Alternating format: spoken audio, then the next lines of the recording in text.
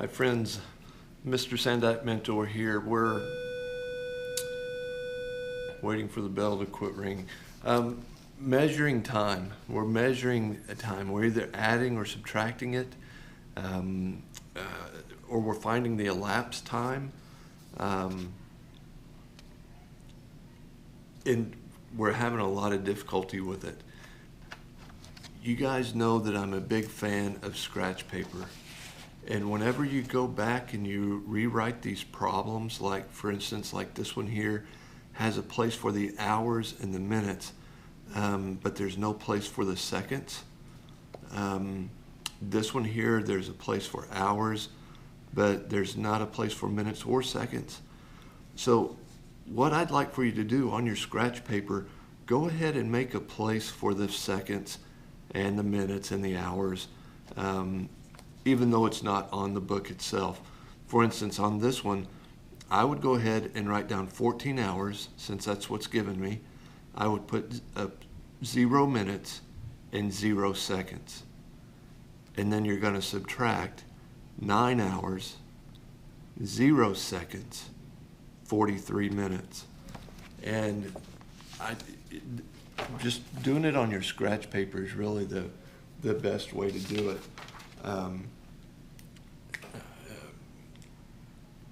And it makes it so much easier. So here I go. If I have 4 hours, in this particular case, they give me minutes. They give me 43 minutes, and I'm just going to put M for minutes. But they don't give me, oh, hold on just a second. Well, let's go ahead and work this one. Just for the fun of it. But it's really not going to explain what I'm after. 27 minutes, 0 seconds. Because we're doing adding and we're not going to have anything to do with seconds over here. But we are going to have to subtract. Remember, there's only 60 minutes in an hour. So whenever we add these together, if we get more than 60, we're going to have to subtract that 60 from whatever we get. And that 60 minutes, or that 1 hour that we subtracted, we're going to be sure and add it back over here in the hours column. So here we go. 7, 8, 9, 10. And we carry 1, 4, 5, 6, 7. Okay. So I call that a red flag. 70 minutes. There's only 60 minutes in an hour. So we're going to deal with that here in just a minute, but let's go ahead and add this. 11 plus 4 is going to be 15. Okay, now let's go ahead and subtract 60 minutes from this 70 minutes. And this 60 minutes, we're not just going to throw it away. We're not going to just ignore it. We're going to add it back over here into the hours column. Okay? Because we got to do something with it. We can't just make it disappear. We're dealing with time, and time counts, and every second matters, you might have heard.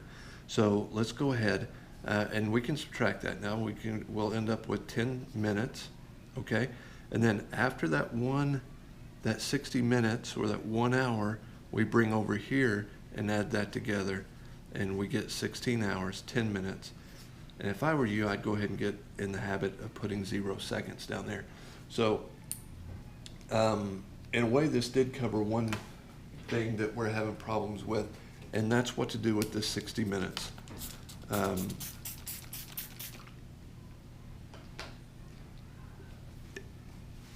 If you get more than 60, just subtract 60 and then add that, whether it was a minute or seconds. You might have to add the 60 seconds over into the minutes column. Sounds confusing, kind of is, but I don't think it's over your head. I think you'll be able to get it without any problems. So here's what the book gives us. We have one here that says 14 hours, and that's all it gives us on the top line. It doesn't give us a place for minutes, and doesn't give us a place for seconds. So I'm going to make a place. I'm going to go ahead and put 0 minutes and 0 seconds. Okay, even though the book doesn't have it there, remember, on your scratch paper, make a place for minutes and for seconds. Now, the book gives me, it tells me that I'm supposed to subtract 9 hours, 43 minutes, and 0 seconds. Okay, and here we go. Now, right off the bat, we know we don't have to deal with seconds, so we're okay here. Right here, we're going to have to deal with this because we can't take 43 minutes from 0 minutes. So what we need to do is borrow from this hours column. So if we're borrowing 1 hour, I want to change that to a 13. And how many minutes in an hour? There's 60. So actually, what I did, I borrowed 60 minutes. Okay, so I'm just going to change that to a 60. Now, if there was another number here, I would just simply add the 60 to whatever number is here. Okay, now I can take 43 from 60. I'm going to have to borrow from the 6, and 10, 9, 8, 7, 4 from the 5 will leave us 17 minutes. Go ahead and get in the habit of writing down the seconds. And then 9, 10, 11, 12, 13 would end up with 4 hours, 17 minutes, and 0 seconds. So I'm going to go ahead and end this portion of the video right here and look for some more examples of something. Okay, let's go ahead and cover elapsed time. Since you're already 7 minutes into this video, another few minutes isn't going to hurt anything. So let's talk about elapsed time.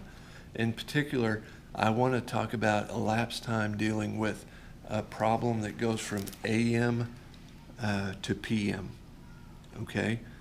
What we're going to have to do, the easiest way to do is to get both of these into PM. And what I would do is subtract 11:05 from 12 o'clock PM and then just add the 4:37 from it. Okay? So here we go. Elapsed time, 11:05. Okay? And that's AM. And then what they want us to know is how much time there is between that and 4:37 p.m. Okay? AM to PM. If I see AM to PM, I know I'm going to have to do a little more work. So let's see, in order to get both of these to PM, let's see how far away I am from 12 o'clock PM. So if I do 12 o'clock and I subtract 11:05,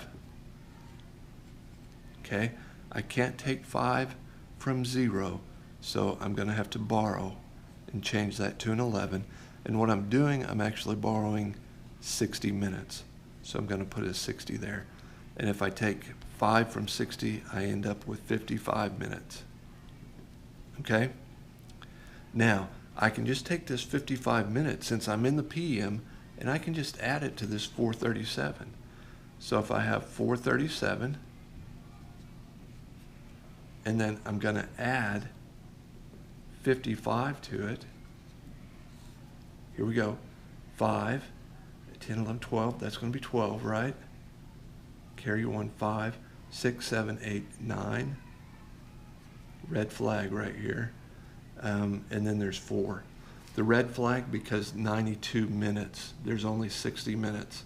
So let's subtract the 60. That 60 that we're subtracting, we're not throwing it away or anything. Let's go ahead and add it over here in the hours column. And now let's just subtract that. 0 from 2 would be 2. And then we would have 32. 4 plus 1 would be 5. So the elapsed time from 11:05 to 4:37 would be 5 hours and 32 minutes. I know that was quick,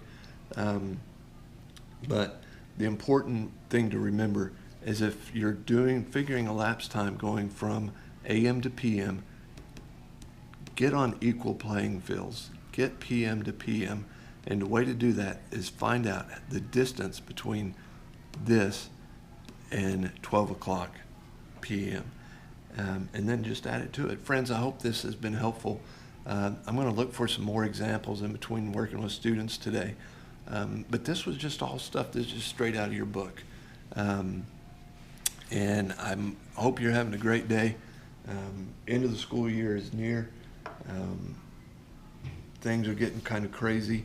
And I think more of the students have their mindset on summer than doing their work. But stay in the game until the final bell and do the best you can.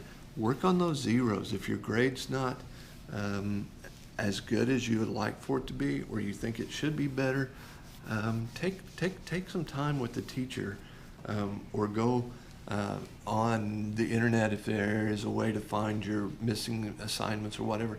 Look for zeros, take care of those zeros, and it'll help your grade tremendously. And so this is Mr. Smith, Sandite Mentor from Sector 6. All is well, and I hope you guys have a good day. So talk to you later, and we'll see you at school.